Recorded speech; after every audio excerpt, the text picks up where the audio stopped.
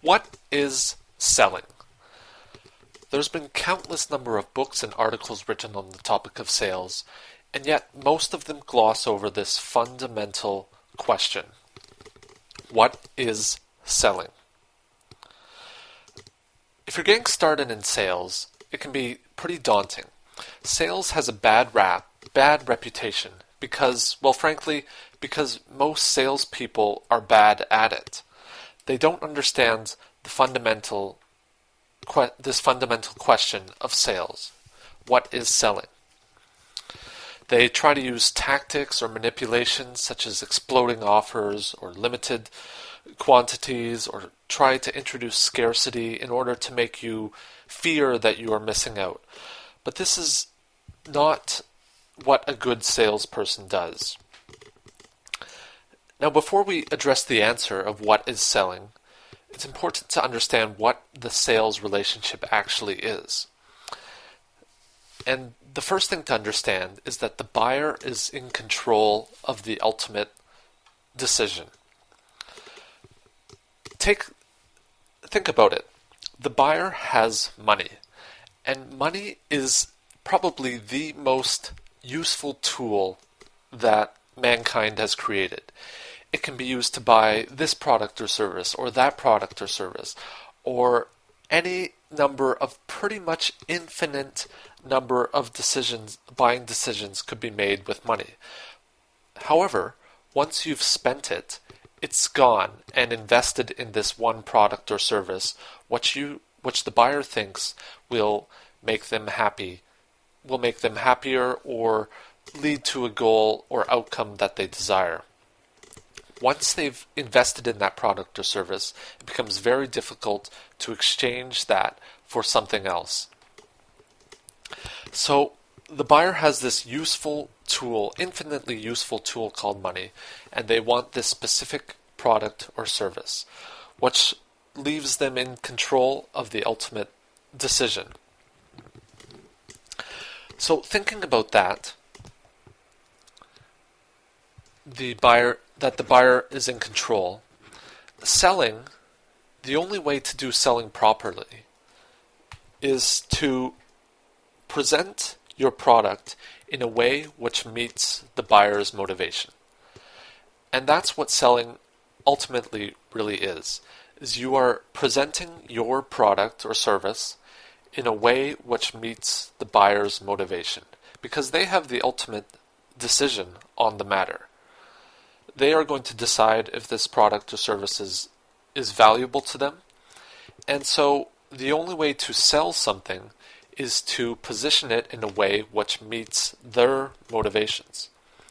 So for example, let's say your product or service offers four main benefits, A, B, C, and D.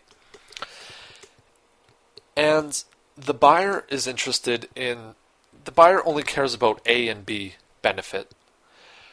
However, you don't take the time to realize this, and you spend your entire sales pitch or presentation talking about C and D, because maybe that's important to you, maybe that's what most of your other customers have, maybe that's the reason why most of your other customers have bought for C and D, but those benefits don't mean anything to this potential buyer. So ultimately, you will not make this sale. The buyer is looking for A and B. You've spent your entire sales pitch on C and D, and no deal will come about, and you'll both be left wondering why, because you knew there was a possibility, both you and the buyer knew there was a possibility, and yet nothing came about. Now, the tricky part about motivations is that you can't just ask the prospect directly, hey, just tell me all your motivations and I'll present my product in the way which meets those. Unfortunately, people are a little more complicated than that. It would be great if that were the case. It would certainly make selling a lot much easier, but unfortunately, you have to do a little bit of digging. And the way to do that is by asking questions. Now, unfortunately, because people are a little complicated, you have to read between the lines sometimes. So for example, someone may come into a car dealership and the salesperson might approach them saying, "Oh, so what brings you into the lot today? What brings you to look for a new car?" And the buyer may say something like, "Well, our neighbors just got a new car, and we were thinking about maybe it's time for an upgrade."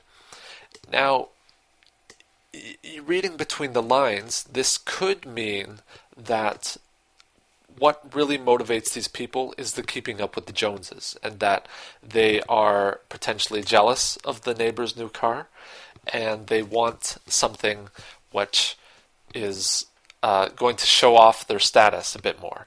Now, you may think that this is maybe not the most ideal or moral way to make a purchasing decision, but it's the buyer's decision ultimately, and who are you to tell them that what they're looking for is good or bad?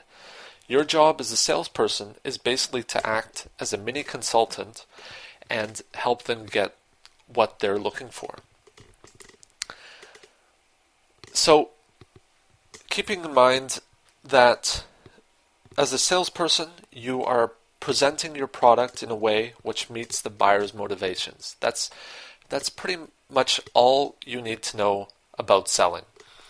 You can throw out all those cliches that you've heard, stuff like always be closing. You'll realize why that's wrong when you come to understand this. You'll feel better. Selling will be much easier. I know when I understood this better, that I used to be nervous about selling, and now it becomes much easier because you're just helping the other party get what they want.